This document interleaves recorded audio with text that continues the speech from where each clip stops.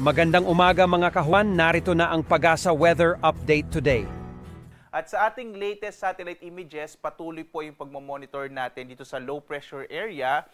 Nahuli nating namataan 95 kilometers silangan ng hinatuan sa lalawigan ng Surigao del Sur. Base pa rin sa pinakahuling datos natin, maliit yung tsansa na maging bagyo pa rin itong low pressure area at dahil malapit na rin sa kaulapan, malapit na rin po sa kalupaan rather, ay nakikita natin na mas malaki yung tsansa na ito ay malusaw na, lalong-lalo na this coming weekend. At inaasahan nga natin na itong low pressure area na ito ay magdadala pa rin ng mga pag-ulan, partikular na sa may Caraga. Gayon din, nakikita niyo may mga kaulapan dito sa may Eastern Visayas at gayon din sa ilang bahagi ng Bicol region, partikular na sa Sorsogon, Masbate, gayon din sa Albay at Catanduanes. Kaya mag-ingat po yung mga kababayan natin dito sa may silangang bahagi ng Mindanao at Kabisayaan, gayon din sa may Bicol region sa mga potensyal na mga biglang pagbaha o mga flash floods, gayon din yung mga paggunang lupa or landslides. At patuloy ngang kikilos itong low pressure area na to dito sa may bahagi ng Eastern Visayas na maapektuhan din itong bahagi ng Bicol region. At makikita natin sa iba pang bahagi ng ating bansa, halos walang masyadong kaulapan, kaya patuloy na mainit na panahon ang mararanasan sa araw na ito sa malaking bahagi ng ating kapuluan. Kaya mag-ingat pa rin po sa mga potensyal ng mga heat stress at heat stroke dulot nga ng ating mainit na panahon. Gayunpaman, posible pa rin yung mga isolated o pulupulong pag-ulan, pagkidlat, pagkulog dito sa bahagi ng ating bansa. Maliban dito sa low pressure area na ating minomonitor, wala na tayong binabantayan na iba pang mga low pressure area sa loob at labas ng Philippine Area of Responsibility.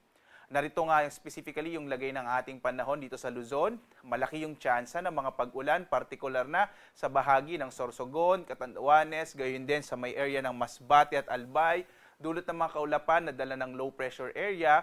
Sa iba pang bahagi ng Luzon, patuloy natin inaasahan ng mainit na panahon na may mga potensyal, lalo na bandang hapon hanggang sa gabi, ng mga pulupulong pag-ulan, pagkidlat, pagkulog. Yung agwat nga ng temperatura, yung actual temperature na mararanasan sa Lawag, 25 to 32 degrees Celsius, sa Baguio 17 to 26 degrees Celsius, sa Tuguegarao naman 24 to 35 degrees Celsius, sa Kamaynilaan 25 to 34 degrees Celsius, sa Tagaytay 22 to 32 degrees Celsius, habang sa Legazpi sa area naman ng Bicol 24 to 32 degrees Celsius.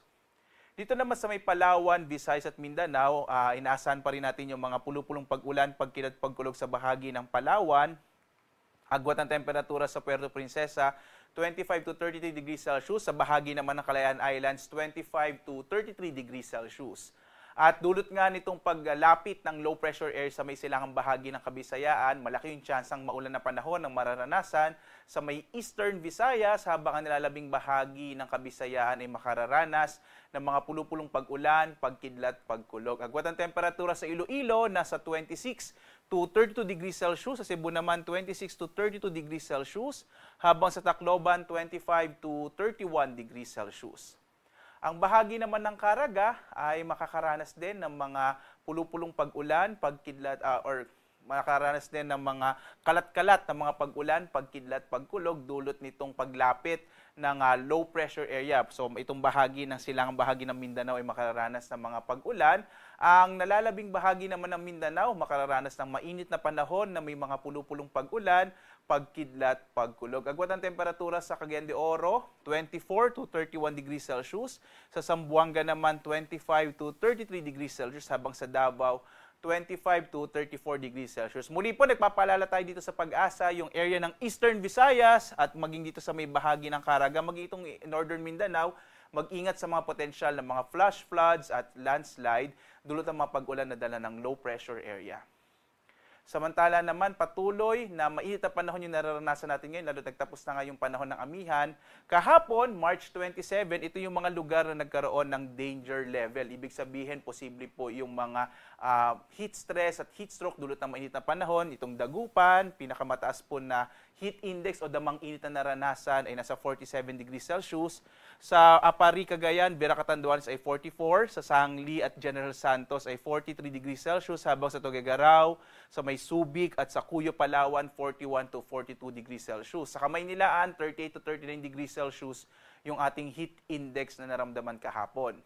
Ngayong araw naman, March 28 po ito, ay inaasahan natin ang mainit na panahon dito sa may Dagupan, nasa 46 degrees Celsius, 43 degrees Celsius naman sa General Santos at sa Tuguegarao, Apari, Subic, Sangli at Cuyo ay makaranas hanggang 42 degrees Celsius. March 28 po ito ngayong araw, no? Sa Metro Manila naman 39 to 40 degrees Celsius.